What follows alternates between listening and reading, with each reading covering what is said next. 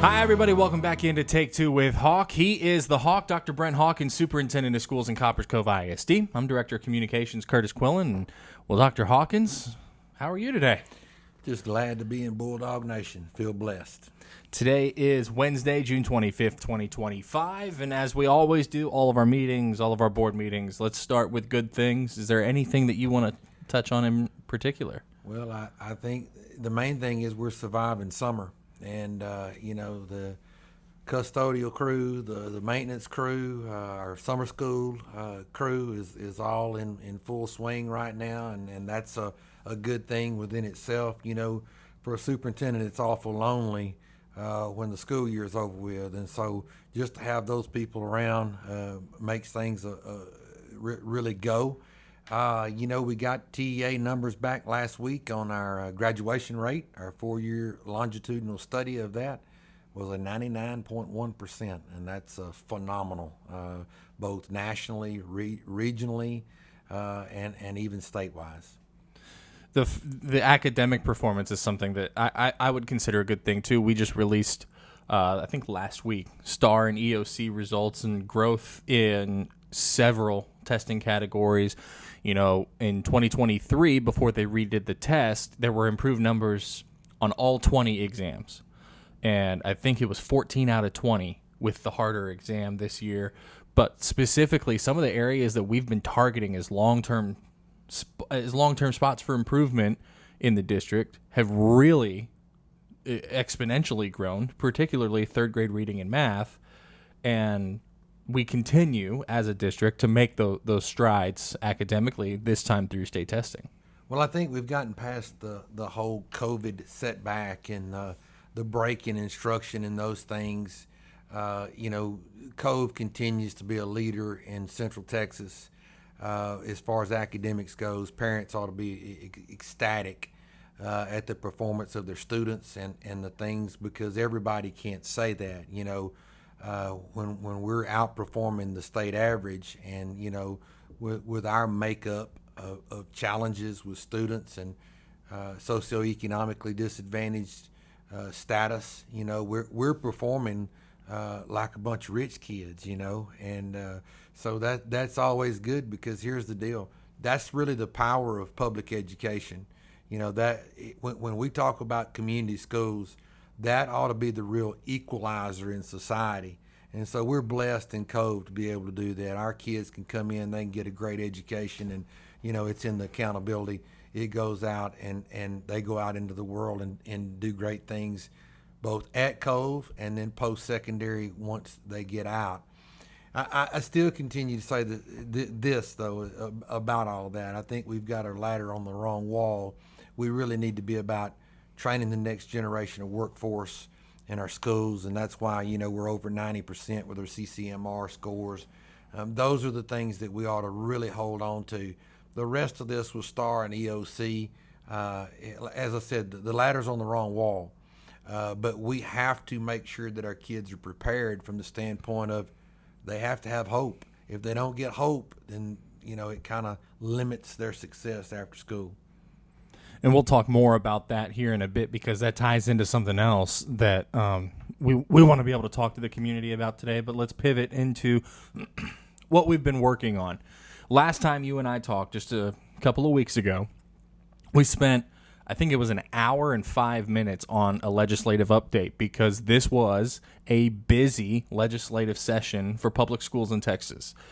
So what have we been working on as a district? Again, June 25th, the district closes for a week after tomorrow for the 4th of July holiday. But then July's here, and teachers report back to school at the end of next month. So we have to get ready for them. And that's a lot of what we've been working on. But I want to give you the chance to go into detail on what we are. Yeah, and some of it is impossible. This is a very large lift of a legislative session. There will be some things that are very easy to be seen that impact the way that all schools operate.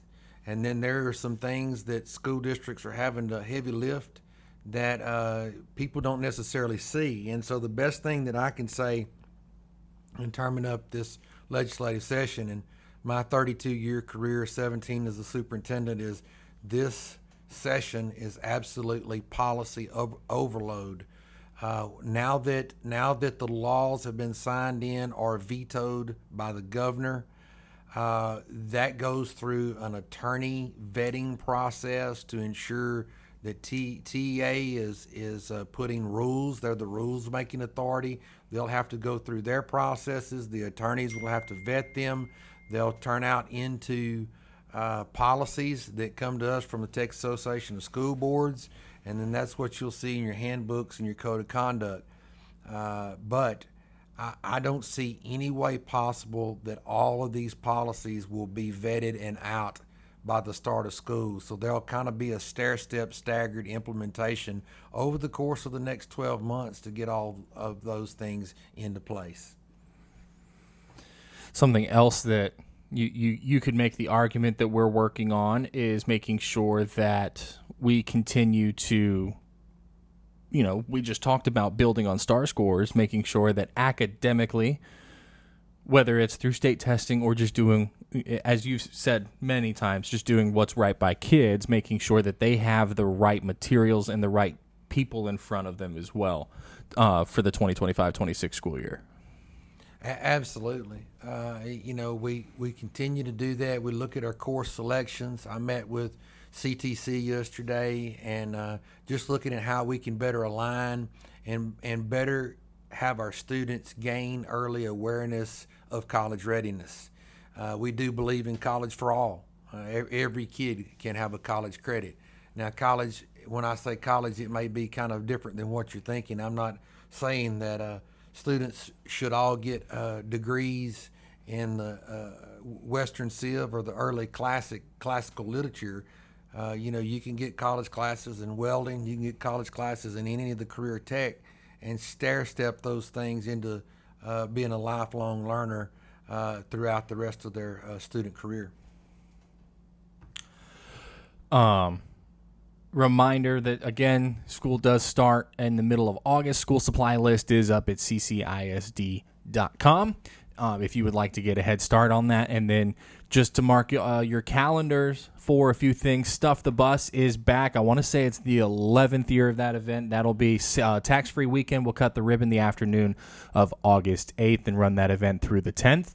The district will be closed until 1 p.m. on August 1st for convocation that morning so that our staff can all be together for that event. So again, the district will be closed through 1 p.m. on August 1st. We'll have a back-to-school edition of the Hawks Talk newsletter at some point in July, probably right after the July 15th board meeting. That goes into what you need to know about back-to-school procedures and what's going to be different for you and your student this year. And then that one will also have meet the teacher information for the 2025-26 school year as well. All right, let's dive into the main event. And this is one that, we talked about a little bit last time. We've been updating progressively on this podcast, but the community has taken a bigger interest in the last 2 or 3 weeks, and that's facilities. We had a reporter here in the district this week to talk about what the district is trying to do about facilities. So I want to turn that very broad question over to you, and then we can take it wherever appropriate and have a conversation. But I want to start with that very broad. What is the district doing regarding facilities right now, and where are the needs? Well, I think everyone in the community needs to be aware of just where we are. We've got buildings that are over 50 years old, and I'm not hating on that because I'm kind of over 50 myself and have appreciation for age the older I get. But there's certain things and certain that come along with age. The life expectancy of a school building is built for 60 years. And so we've got buildings that are nearing the end of their life expectancy. We've got some challenges that we have looked at from the community committee perspective. And let me just kind of talk about that committee. We've had a committee here for quite some time, and when I came into the district, the first thing that people wanted to know was what are you going to do about the bond? And I continue to tell them, hey, what are we going to do about facilities? Because, everything that happens in a community school belongs to the community. And so we've all got to look at things, look at the needs, address those needs as a collective body. There's no Superman, there's no Lone Ranger. It's truly a group effort. And so we looked at the past committees and invited the members of that committee to come into the 2025 committee. But we also reached out to the campuses and to local businesses and recruited more people into that committee. You also remember that in Hawks Talk and in some of my earlier videos, I reached out on those segments in those meetings and said, hey, we need people to serve on the committee. And so, if the committee's too big, we'll put you on a waiting list, but I give an open invitation to anybody in the community to serve. And so we walked through that process in the month of May, had several meetings to where we looked at the TASB facility study. And in looking at the TASB facility study, what they do is they come in and they totally break down everything from the foundation to the roof of the building. And they put things and rate it to when the life expectancy is going to go out, and then they put money figures with how much it would cost in order to address those needs. And so we've been going through that. The community committee is also has been educated on the very complex school finance system, so that they understand those things. But the committee, in essence, has also been a conduit for input for how we need to communicate and to better move forward with our community, prioritization of the needs, because it's kind of like around our house. We've always got a whole lot more needs than probably we got pocketbook to address the needs. And so you have to prioritize things, and they've been part of that in doing so. And then those needs went to the architect to give us some professional recommendations. I mean, I know in the modern era of Facebook, we're always one post away from getting all the help we need on anything from epidemiology to whatever in society. But really and truly, I think as a society, we've got to lean on those people who are experts. And so we did hire a new architect that could come in and give us some objective, fresh looks at the needs that the district has, and maybe give us different ways in which we need to solve problems.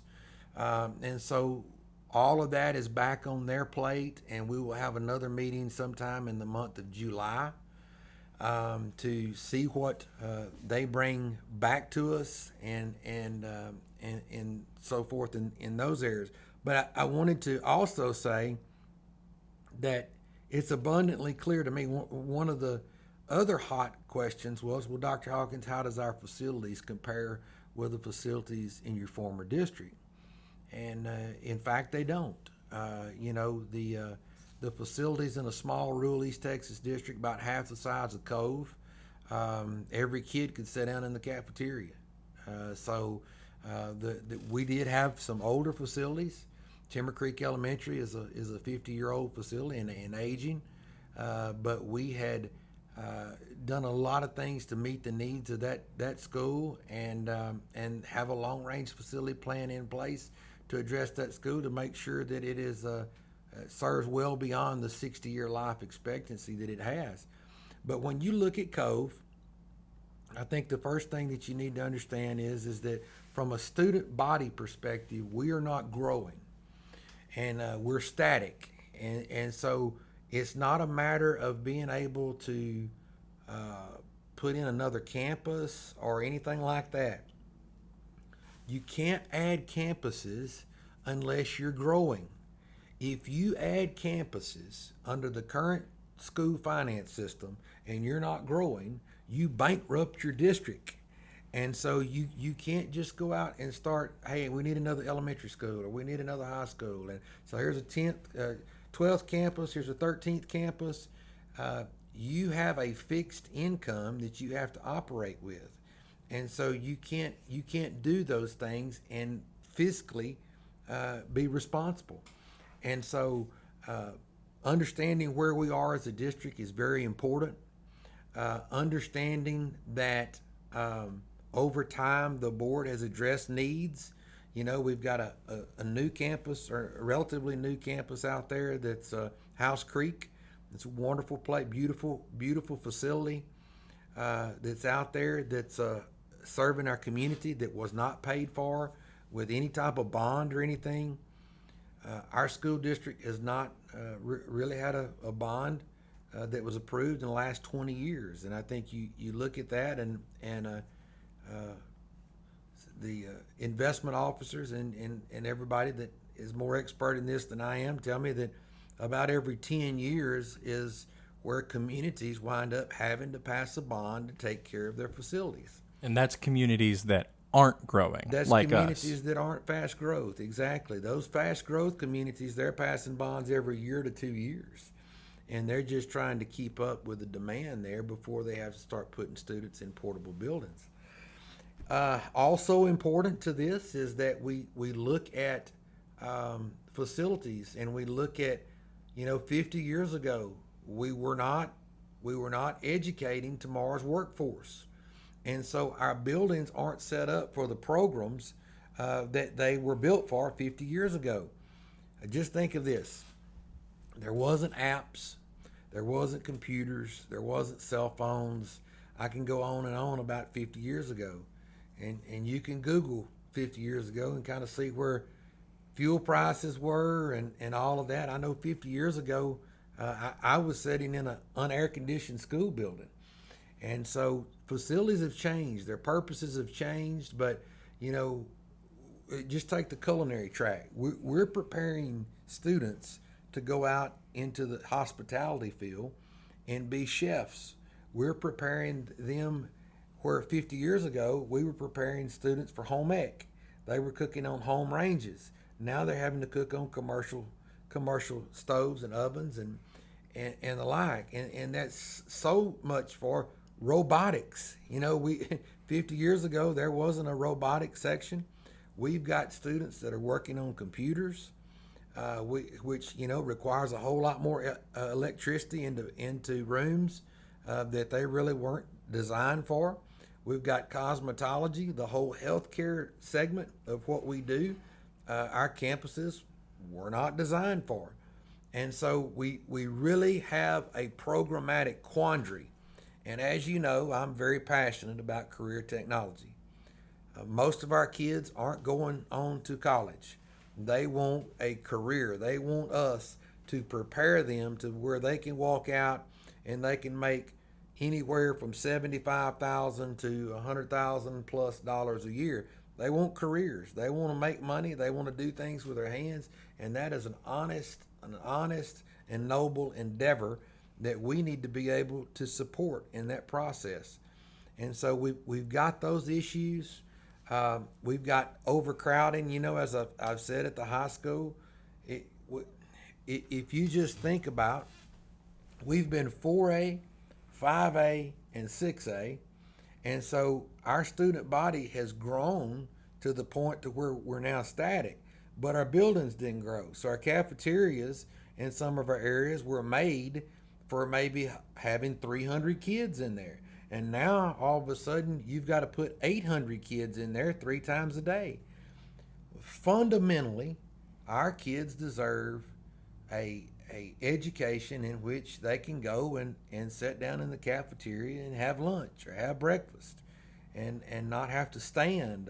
That's a safety factor within itself. You put 800 kids in a room that was built for 300, and so we've had to do things differently. We've got about 30 classrooms at CCHS that have to float around, what I call homeless. They don't necessarily have a classroom to go into.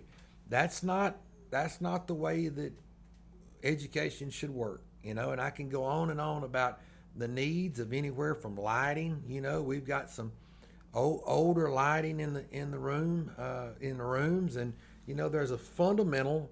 We're not looking to build Mar-a-Lago, okay?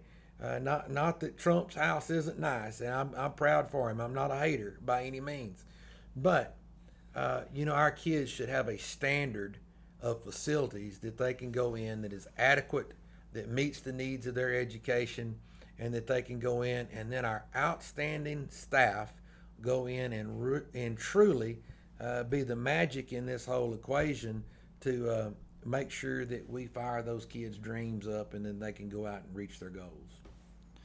You mentioned discussing the complex school finance issue. Right. One thing that I don't know if people understand, when I get asked, I was at a wedding this weekend here in Copper's Cove, and I had people come up to me and ask. And so what I had to explain to them, and I want to see if you have anything to build on it.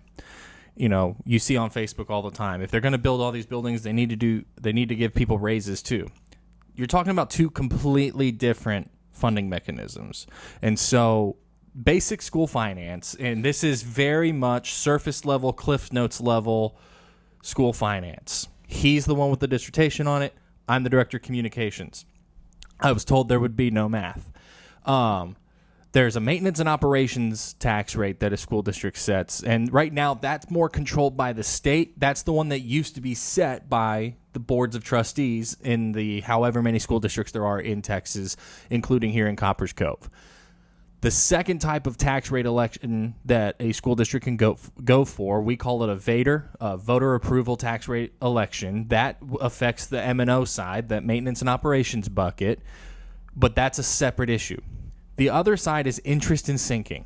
That is facilities, transportation, and technology. That kind of the stuff that requires higher level expenses, but that bucket there is only funded through voter approval.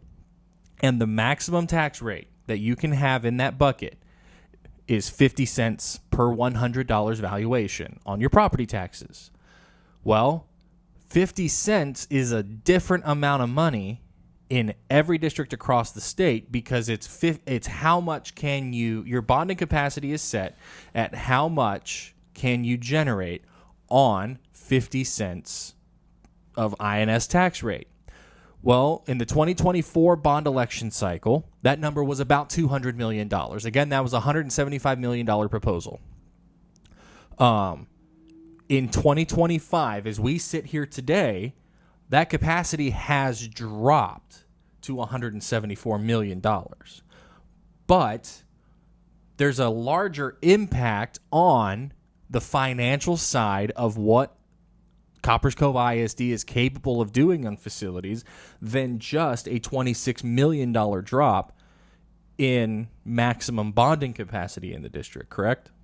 Correct, and you make a lot of good points in there, and the first one I think you made that was very germane to our conversation is no one likes taxes, and I think anybody can honestly sit down and talk about our taxing system is broke in the state of Texas, but yet we don't ever have the will to fix it, and having all of the school taxes lie on property taxes to me is well, that's a whole different. I could talk for 8 hours on that, but there needs to be multiple streams to relieve the taxpayers in that essence.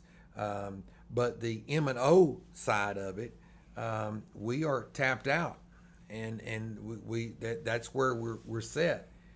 There was a school funding lawsuit. That lawsuit said that the state of Texas had to allow school districts to have a meaningful discretion on where they set the tax rate. Well, no school every school in the state of Texas is where their capacity is, and so on the M&O side, we in essence have a fixed income, and we have to operate on that fixed income. So when you say teachers need more raises, I get it. You look over the course of my career as a superintendent, and I guarantee you nobody matches my value of trying to put dollars into our employees' pockets, because that's we win and lose with people is what I continue to say. And so I want to try to make sure that we're leveraging that resource to get the best for our kids in that instance. But there's nothing else you can do. And so that's why it's so imperative that we watch state funding, because once you hit once you hit a fixed income, that fixed rate, which is, we get about $10,500 per student if they're in school every day on average. And so, but once you hit that, the only other way to get any more money is for your state legislature to act. On the INS side, we've been at about 75 cents. We're going to get a 2% INS rate. M&O's on 75 cents, 2 cents of INS that will come off of there this year. And so for 20 years, we haven't seen an increase in that thing. And so, about 10 years ago, we started getting a benefit by the board making good financial decisions and not having to go out for a bond or anything. And so over the course of time, the taxpayers of Cove has been very fortunate that the Board of Trustees has had real good, strong fiscal management to be able to do that, because most schools haven't been able to do that. But I also have a little graph that we'll put up at some point that just goes to show that we are one of the lowest taxing districts anywhere around us. And I think that's important too. We're not trying to build Mar-a-Lago, and we're not trying to tax you. We're doing the best we can to ensure that we're trying to meet the needs of the kids of Cove. You talk facilities, you talk prospective bond down the road. One question that came up last time was, what about fund balance? Audited fund balance is somewhere around $75, $76 million. I don't remember the exact number. I don't know if you have it off the top of your head, but on behalf of the people in the community, what about fund balance? Well, the facility needs is kind of like around my house. I have a lot of things I want to do, but my bank account won't let me do them. Right. And so, in essence with that fund balance is, when you see that money sitting over there at $76 million, oh, hey, there's a solution. Well, it's really not, because you don't really have the discretion to use all that money. It says CCISD, which means independent school district, but we're really not that independent. We've got laws and things that regulate us, and as we should to some degree. I believe in local control, but you got to remember that when you look at things and you look at how much money is coming in, 79% of the revenue that comes into our district on the M&O side comes from the state of Texas. Okay, so 21% of the taxes in this district are generated locally and run this district. The rest of them are coming from Austin. And so, we kind of have to do what they say on some things. And one of the things that they grade us on is that you have to keep an operational part of fund balance. And that's money that's sitting there in reserve that is designated and designed for doing things that keeps you operational. 3 months operating expense, which winds up being somewhere a tick under $30 million. So there's a big chunk out of it right there that the state really don't want you messing with. And here's part of the reason why. Every month, 80% of our revenue, or our encumbrances, are going into salaries. The salaries and the labor costs to run our district is 80% of our budget. Well, every month on the 15th, we have to pay that. Okay, so that money goes out. The state doesn't pay school districts every month on the 15th. They pay you over, there's a schedule that they send out. So sometimes you have to kind of hit your operational expenses in order to make those things to make those things work. And so there are reasons that the state put those things in place. They want to see 3 months operating expenses sitting over there. But our board has assigned parts of that in the past, and I know they'll do it again here in the next 30 to 60 days. They will assign any of those monies that's sitting out there for projects.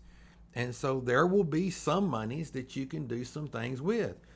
But it is important to understand that the TASB study, there's about $400 million worth of things that could be done in this school district from a maintenance perspective or from a construction and facility perspective. Well, poor people have poor ways, and so we have to smooth that over time. We have to look at our deferred maintenance cost, and we have to that's why we do a long-range plan, even though at this point we're not growing.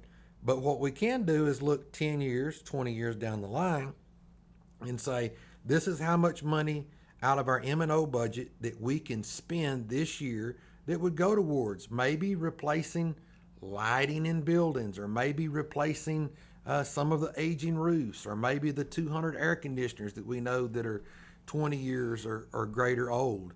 We've got a high school that's got an electrical fuse up there that's just on a live thread, and if it goes out, it's going to cost us big time.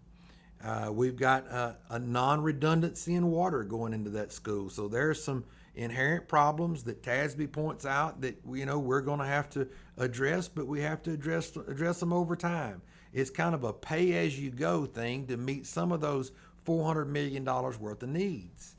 But as far as what about the rest of them, Dr. Hawkins? Well, when you start to look at the rest, then you have to start to think about, you mentioned bonds earlier, Kurtis, and I don't know if we go out for a bond in November. I did see a sign going through town that somebody's put up, and it's kind of puzzling to me that they probably cost them to put more of that sign up than if that any capacity that we would even have to a tax. I don't think that even if we did do a tax tomorrow, it wouldn't be much more than a couple of Whataburgers down at Whataburger, and so it's not that big a bad wolf that would even be a worst case scenario. Right. But if you look at that from the perspective of okay, if it's not $400 million, then where is it, Dr. Hawkins? Well, that's where we've got the community committee that's looking at things, and then you look over in fund balance, and you got about $15 million that's sitting over there that's assigned to projects. Well, Fairview Jewel, that would probably take care of Fairview Jewel in essence. But you've also got the junior high and the high school that's sitting over there that needs things as well. And so you can't fund balance your way out of it. You can't use your M&O out of it. So at some point, whether it's November or next May or the next November, the community at some point is going to have to look at some plans and figure out what it is that they do. I don't know when that time is going to be, but I do know my job is to make sure that we are looking at things from a visionary perspective to where is it that we need our kids to go, and to work with the architects and to work with the community committee and put a plan in place that you can bring to the Board of Trustees for their consideration. And then, the board either says, hey, this is how much money that we can pull out of fund balance and spend, or they say at some point, hey, we're going out for a bond or whatever. But that kind of gives you a scope of things that people can understand, that you can't pay as you go to meet our needs. I mean, we've got 20 years of needs. Right. And then you can't fund balance your way out of it. But at the end of it, at some point, if things don't happen, we're living in this age of choice. And so parents can choose where they move to schools. And, I know like a business person sitting out there says, well, man, if a bond comes up, that could cost me money. Well, there's also the other side of that. If a bond comes up and it doesn't get voted for, or if it gets voted for, then the buildings will be built, and that would cost me money out of my pocket because my taxes would go up. But if it doesn't, it gets voted down, then maybe my property's not worth as much as it was either, because people start choosing to go to another school district. And so, there's a for and against everything, and I get it. And that's just something that the community is going to have to grapple with is, do you want to be a district of choice? What standard do you want to have for your district? And start making plans to go from there. But I do think it's important that the community realize right now that, it's not bond season. It is planning season, and Right. we're trying to plan a long range facility plan, and then once it's finalized in the next 30 days or so, then you start looking at how do you fund those things. Right. That's an important piece of it, and I like the way that you said it. We're not trying to build the Taj Mahal. We're not trying to build Mar-a-Lago. And yes, TASB says there's $400 million worth of facilities needs, but that priorities list, I want to address that. I've been in the room during those facilities meetings, and again, the district's only job is, here's all the documents that you've asked for.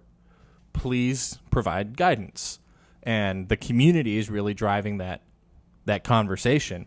And part of that conversation was prioritization. The committee prioritized everything twice. They rank ordered what they felt the biggest needs were without dollar figures attached to anything. Then the architect brought in raw numbers, and they reprioritized a second time. How important is that for people to understand that they've done this twice and gotten to the point where they gave a list to the architect and said, we'd like to see A, B, C, D, E, F, and G. Yeah, I think that's, in essence, the prioritization of that committee was really the directive for the architect to go back and work and bring something back to them. And so that's the heart of community input. That community did the seat time. They learned about finance. They learned about school facilities. And then they, any way you want to stack it, they're the ones who said, hey, go back and then let's see what you bring back to us, because that's what architects do. They design buildings, and communities don't, superintendents don't. And so it takes all of us to get to a great plan. All right. Is there anything else that you want to touch on with this? Because we could go on for hours. Oh, absolutely. I think one of the things that really resonates out of the committee was they talked about and trying to problem solve themselves, because my job as a superintendent is not to tell you how to vote, not to tell you what to do. I make recommendations to the board, and the board either takes those recommendations or whatever that they do with them. They can go in a different path or whatever it is. My job is to educate. I'm a teacher, and my job is to educate on processes, on the way things goes. And so it was real interesting to me, the things that come up in discussion in that committee. And I'll give you an example of one. When I say that school districts build buildings for a 60-year life cycle, there was the question about, okay, it looks to be like that there's $12 to $15 million, just roughly, at Fairview that needs attention. And so one of the committee members says, well, Dr. Hawkins, why would we put $12 or $15 million into a building that's only going to be here 10 years? Well, I need everybody to think of somebody that's about 60 miles from us. They've become multi-millionaires by flipping homes, okay? Their name is Chip and Joanna Gaines, and you can drive up 35 to Waco, and you can look at the empire that those two people have built. And what do? They go into a house, and they demolish part of it, they renovate part of it, they may build a new part onto it, and at the end of it, they've got a new product that's better than what they started with and a whole different life expectancy. And so at Fairview Jewel, that's the same thought process that we have there. Could we go build, and so the question was, why don't we just build a new school? Well, the architect was sitting in the room, and I said, well, Hudson, how much would a new school like Fairview cost? And he said, well, Dr. Hawkins, somewhere between 50 and 60 million. So do you go build a new school for 50 to 60 million, or do you take 13 to 15 and put into a school and use it for the next 40 to 50 years? And didn't he come back and correct himself after that and say that was just for one wing? Yeah, he said it may be more than that. And I did follow up with him, and I asked him, I said, after the meeting was over with, I said, Hudson, tell me this, what would it cost to build a brand new high school, just like we got? He said, well, Dr. Hawkins, it depends. He says it depends on exactly what goes with it. And I said, I understand. And what he's talking about there is programmatically. You can't go out and find a school that was built before COVID and say, Dr. Hawkins, look, this is how much it costs for them to build that school. It doesn't work that way, number one. Completely different world in construction now. And number two, the school, Coppers Cove High School, does not have the same programmatic needs that any of the Quillin schools do, or Lampasas, or, these schools are very unique. School districts design programs for the kids. So some schools may have wrestling, some schools may not. Some schools may have a HVAC program, some schools may not. Some schools have auto mechanics, which is a very expensive endeavor from a facility standpoint, and some don't. So it's hard to make apple to apple comparisons. But he throws out the number of $400 million. In essence, what I need the community to understand is this. My job, I was raised by a World War II veteran. And he saved the nails that we put on fence posts. Grandma, she saved tinfoil and reused it. And so I'm very frugal. And if you've got a building with good bones, then Chip and Joanna Gaines it. Make it a Magnolia version of a school, because there's schools that's been renovated. You walk inside, you can't tell. They look like a brand new school. And so I think that's, when you look at spending $15 million at Jewel versus $60 million, then you can say, oh, okay, well, then that makes sense. The other things that they brought up that I thought was real germane to everything was, well, what if we built a smaller high school? Well, once again, if you take so many, we're not growing. So if you take kids to another campus, you're bankrupting your district, because you've got to have more HVAC, you've got to have more utilities, you've got to have more personnel cost. The economy of scale says that you keep things together. I've had people say, what about maybe not doing that? What about if we did a 9th grade center? Well, first of all, let me tell you this. Research says that anytime that you have something in a kid's, say for instance, the most effective schools you could have would be a K through 8 model versus a K through 5 or a K through 3, a 4 through 5, and a 6 through 8 model. Why? Because transitions hurt kids. Whenever a kid can walk in a building like I did at Huntington High School in kindergarten, and I went to Miss Vaughn's class, and I went all the way through that elementary school, and I knew that Gene Stone was my custodian in that school. I built a relationship with Miss Stone. If something was in the floor, I picked it up because I knew her as a person. Whenever we can build those kind of power and relationships in those schools, and whenever we can take transitions out, it puts kids at a feel that they're at home. Yeah. They need a home court advantage. And so when you see schools break up transitions and they start sending kids all over places, it hurts their academics. It hurts their psychosocial emotional well-being. And so the more consistency that we can have with kids, and especially kids from low socioeconomic backgrounds. And so a 9th grade center goes against that. Now, teaching in other districts and coaching in another district, I know this. Sometimes those freshman kids are in the band. They're going to state marching contests. They're in the band.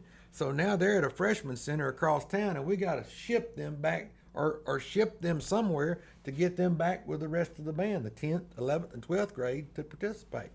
Or you ship them over there, and maybe that's your starting point guard on your basketball team. And so you got to get that kid shipped back over. So it becomes a nightmare. You lose relationships with those kids. If I'm your starting point guard, then you're my post player. I need to see you during the day. You may be a senior and I may be a freshman, but on that court, we're one. Right. And so I need to see you in the cafeteria or wherever that goes for that respect. So that's a great issue. And then when you start looking at the economics of it, and you start pulling, well, you got to have land somewhere that you can build this thing. And then you start looking at, okay, now I got to have another principal in there to do this. And that, a freshman center makes very little sense when you start looking and you start going down through there and problem solving. And I'm not trying to be the bearer of bad news. I want people to think outside the box. That's what I want. But I also don't want to be the person that didn't say, wait a minute, let's think of all these constraints in this process. Everybody should know how passionate that I am about CTE. You take Forney ISD. Forney ISD passed like a $1.2 billion bond to build an opportunity center. Call it the OC. And what it is a career tech center. And their two high schools bus students into that OC. It relieved the stress on their high school buildings. But for $1.2 billion, they've got a fabulous facility there to where you come in there and these community can even rent spots inside, and it's very entrepreneurial. And these kids may be they may have a coffee shop down there that their entrepreneur class is running. All a great model. Their classes are on the second floor, so all their classes they go to are up on the second floor, and that's a wonderful model. But we also got to remember that when we do that, we've broke from having all our kids together. So now, what does that do to extracurricular? And extracurricular is an important, whether it's UIL academics, whether it's HOSA, whether it's FFA, whether it's athletics, whether it's band, that serves a very important process in child growth and development. And it's the reason some kids go to school. Had one gentleman tell me that, he said, Dr. Hawkins, I appreciate all you're trying to do here in the community. And he said, I just want to let you know how important that some of this extracurricular is because it saved my life. And that's a Cove alumni. And so extracurricular is very important and as a part of everything that we have to do as we move forward.